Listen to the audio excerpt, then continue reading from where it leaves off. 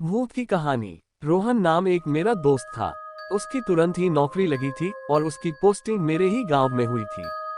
गांव से थोड़ी ही दूर पर एक बहुत बड़ा और पुराना घर था जो कि बहुत साल से बंद पड़ा था। रोहन ने किराए पर रहने के लिए वो घर ले लिया और आराम से अपनी नौकरी करने लगा। कुछ समय बाद कुछ ऐसा हुआ, एक रात जब वह सो रहा था तो उसे एक अजीब सी आवाज सुनाई दिया जो किसी जानवर के आवाज की तरह था। शुरुआत में रोहन उस आवाज पर ज्यादा ध्यान नहीं दिया, लेकिन फिर दूसरे दिन भी उसे वही आवाज दोबारा सुनाई देने लगा। फिर वो सोचने लगा कि इस घर में कोई भूत है जो मुझे डराने की कोशिश कर रहा है। खैर रोहन भूत प्रेत को नहीं मानता था, इस वो आराम से सो गया। कुछ समय बाद जब रोहन की नींद खुली तो सामने एक दरवाना काला साया दिखाई दिया। रोहन इसके पहले कुछ करता वो खुद बेहोश होकर गिर गया। कुछ घंटे बाद जब उसे होश आया तो भागकर उस घर के मालिक के पास गया और सारी घटना के बारे में बताया।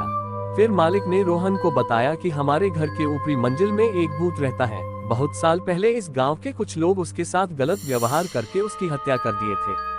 तब से लेकर आज तक उसकी लाश का पता नहीं चला है।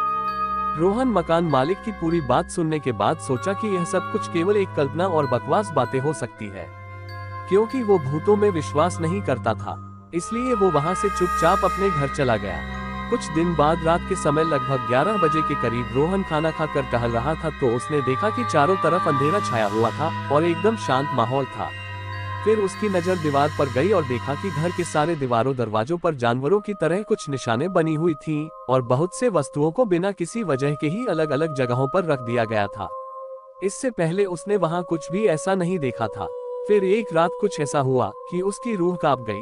रोहन अपने घर में अकेले सो रहा था, तब उसे एक डरावनी सी आवाज सुनाई दिया। रोहन नींद से उठ गया और इधर उधर देखने लगा कि कौन है जो इतनी डरावनी आवाज निकाल रहा है, लेकिन कहीं से भी कोई दिखाई नहीं दिया और थोड़ी ही देर में वो आवाज बार बार सुनाई देने लगी। जल्दी से रोहन अपने कमरे की लाइट जलाया तो देखा कि एक बहुत ही भयानक और डरावनी दृश्य उसके सामने खड़ा है और उसे घूर रहा है। अब रोहन डर के मारे थर थर कांपने लगा और उसकी आवाज भी नहीं निकलना बंद। फिर उसने मन में ही सोचा कि मैं अपने सपनों में भी नहीं सोच सकता था कि मेरे साथ कभी भी कुछ ऐसा होगा। हे भगवान, अब आप ही मेरी कुछ मदद करिए। उसने देखा कि कमरे के बीच में एक आदमी खड़ा था जिसका शरीर काफी लंबा और डरावना था।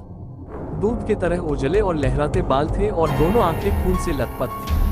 वह भूत को डरावने रूप में अचानक अपने सामने देखकर उसकी हालत खराब हो गई थी। रोहन ऐसा भयानक और डरावना भूत अपने जिंदगी में कभी पहले नहीं देखा था। जैसे तैसे करके वह उस घर से भागा। उसे ऐसा लगने लगा था कि वह सारी रात उस घर में वो अकेले नहीं था, उसके साथ शायद कोई भूत था। उसने बार बार पीछे मुड़कर देखा लेकिन कुछ नहीं था। लेकिन कुछ देर बाद फिर से सोचने लगा, कहीं ये मेरा भ्रम तो नहीं है, और उसके दिमाग में भूतों और अद्भुत चीजों की तस्वीरें आने लगी।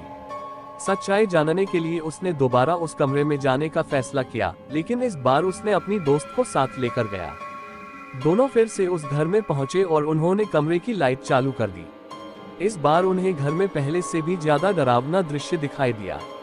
दीवार के चारों तरफ लिखे हुए कुछ शब्द और तस्वीरें थीं जो उन्हें अजीब लग रही थी। फिर उन्हें घर के एक कोने में बहुत बड़ा लोहे का बना हुआ एक डब्बा दिखा। जब वे लोग उस डब्बे को खोला तो उन्हें एक भयानक चीज देखने को मिला। उस डब्बे में एक आदमी का लाश पड़ा हुआ था जिसका सिर अलग हो गया था। वो दोनों उस लाश को देखकर पहले से और ज्यादा डर गए और उसे वहीं छोड़ दिया और उस घर से निकलकर भागने लगे। लेकिन जैसे ही दोनों वहां से भागने लगे वैसे ही उनके कानों में एक डरावना आवाज सुनाई दिया, जैसे उन्हें कोई भूत कह रहा हो, वही रुक जाओ, यहाँ से वापस जाने का सोचना भी मत, अब तुम दोनों मेरे शिकार बन गए हो, रुक जाओ वहीं पर, नहीं तो मैं तुम्हें अभी मार डालूंगा। रोहन और उसके दोस्त वहीं रुक गए और पीछे मुड़कर देखा तो उन्हें कोई नहीं दिखाई दिया, बस उसकी आवाजें सुनाई दे रही थी। फिर क्या था, वो लोग एक दूसरे का हाथ पकड़ा पर वहां से भागते हुए उस घर से कहीं दूर रुके। थोड़ी ही देर में सुबह हो गई।